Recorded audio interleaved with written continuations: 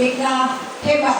Jadi di sana kita dianggap bukan sebagai harus menjadi seorang pendekar, tetapi kita sebagai seorang guru harus punya jurus-jurus di dalam mendidik dan membelajarkan anak-anak kita. Jadi ada 7 jurus BK itu. Yang pertama yaitu kenali potensi. Kenali potensi, kemudian kelola emosi. Ketiga, tumbuhkan resiliensi. 4, jaga konsistensi. 5, jalin koneksi. 6, membangun kolaborasi. Dan 7, menata situasi. Itulah 7 jurus BK yang harus kita miliki sebagai seorang guru di dalam kita melaksanakan pembelajaran. Nah, baik.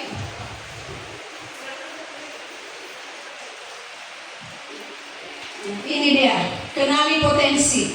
Jadi inilah jurus yang pertama, bahwa ada kalanya kadang-kadang potensi yang dimiliki oleh anak-anak kita ini tidak nampak. Jadi masih belum muncul ke permukaan sehingga perlu digali lagi. Itu yang pertama. Kemudian mengelola emosi.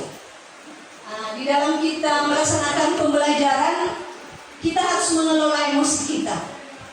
Mungkin bisa kita melihat macam-macam emosi setiap manusia ini. Mungkin ada marah, sedih, kecewa, semangat, dan sebagainya. Itulah macam-macam emosi yang mungkin kita tampilkan ketika suatu saat kita merasakan sesuatu, sehingga muncullah perasaan emosi. Jadi emosi Bapak Ibu bukan hanya marah, tetapi ketawa itu juga sudah termasuk di dalam emosi.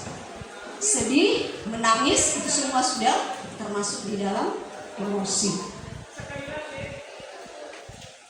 Berikutnya, tumbuhkan resiliensi.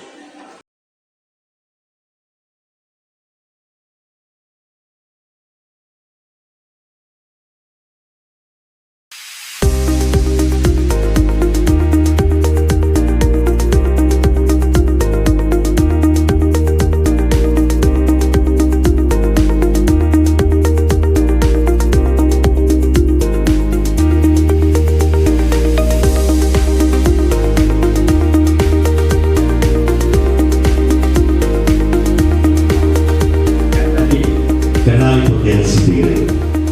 Oke, sebagai guru sampai tahap apa kita? Apakah hanya mengenali potensi?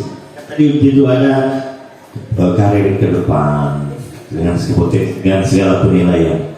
Apakah sampai kita kenali? Kenapa kita tanya begitu?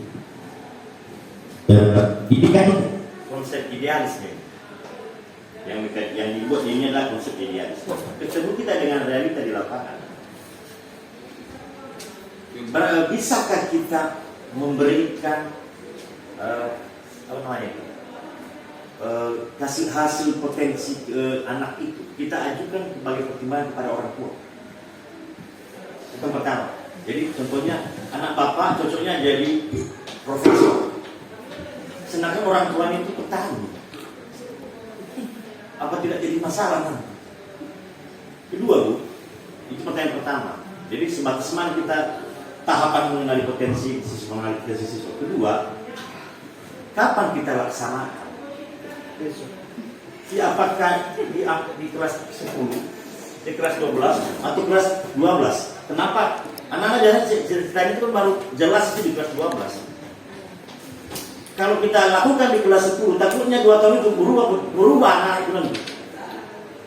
Terima kasih. Berikan komentar Ibu.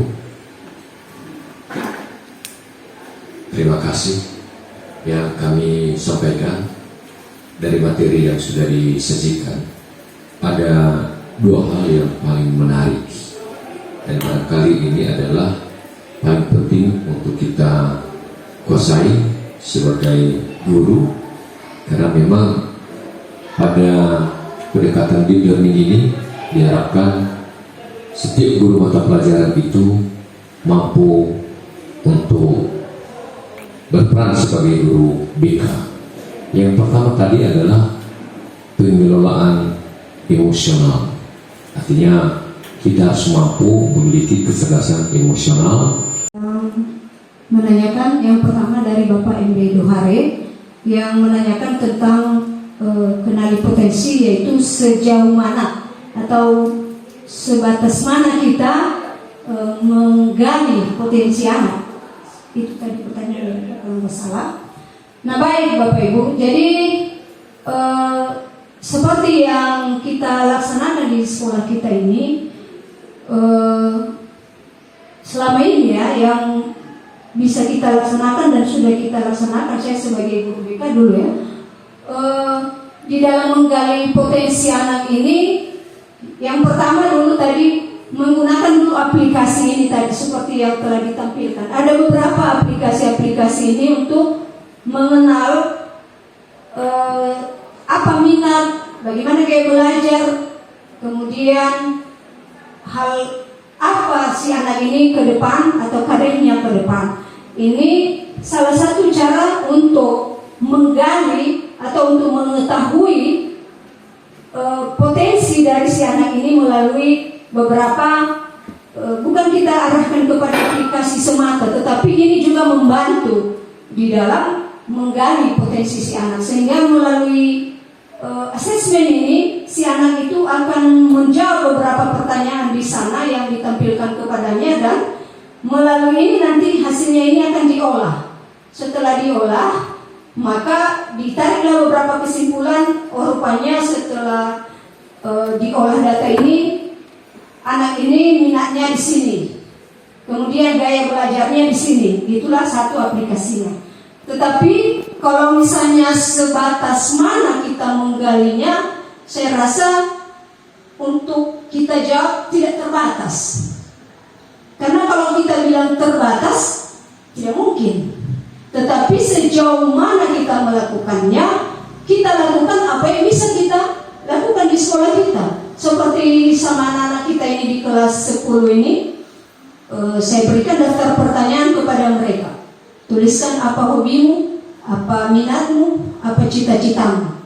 Kemudian selain itu saya panggil mereka, saya wawancarai. Itu yang sudah kita lakukan di sekolah kita. Tapi kalau misalnya kita katakan sejauh mana, ya menurut saya tidak terbatas.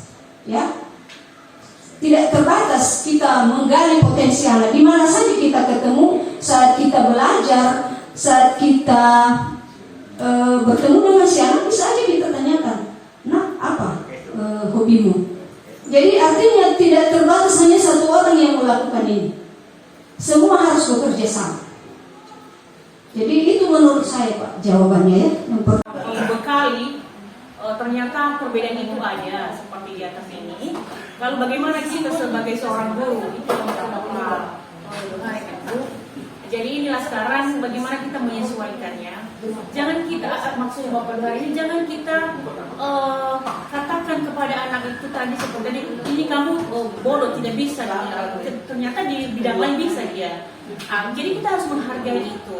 Artinya kalau kedapatan anak-anak tidak tahu di bidang kita berpikir pasti di bidang lain bisa dia. Sehingga dalam belajar pun kita jangan menganggap dia tidak bisa, tapi kita selalu berusaha semua itu sama untuk mengajari mereka. Hanya saja memaklumi ketika dia tidak bisa lebih kita. Jadi karena pada dasarnya seperti tadi yang STM itu semua masih jenius ya, tapi mungkin bidangnya berbeda.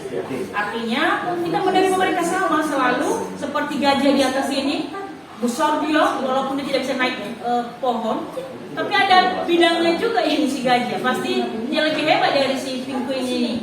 Nah, jadi sebagai seorang guru setelah mengenal itu, maka kita menerima mereka sama, mengarahkan sesuai dengan potensi, dan kita selalu mengajarkan sama. Kita mungkin membedakan mereka, dan pasti bisa mereka hanya lebih unggul di bidang lain.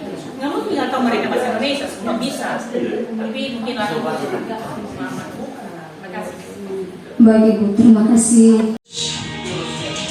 Kenali potensi, kelola emosi, tumbuhkan resiliensi, jaga konsistensi dan jaga koneksi, membangun kolaborasi.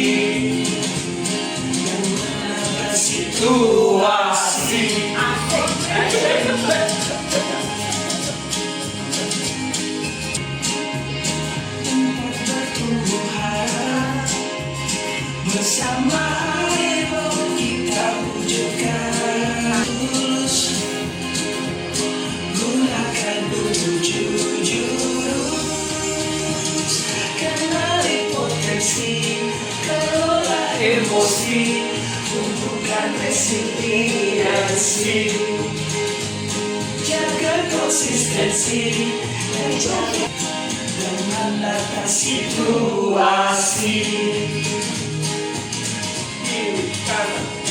Jujur dengan bersamamu melangkah cepat. Jujur hebat, jujur akan ku ingat.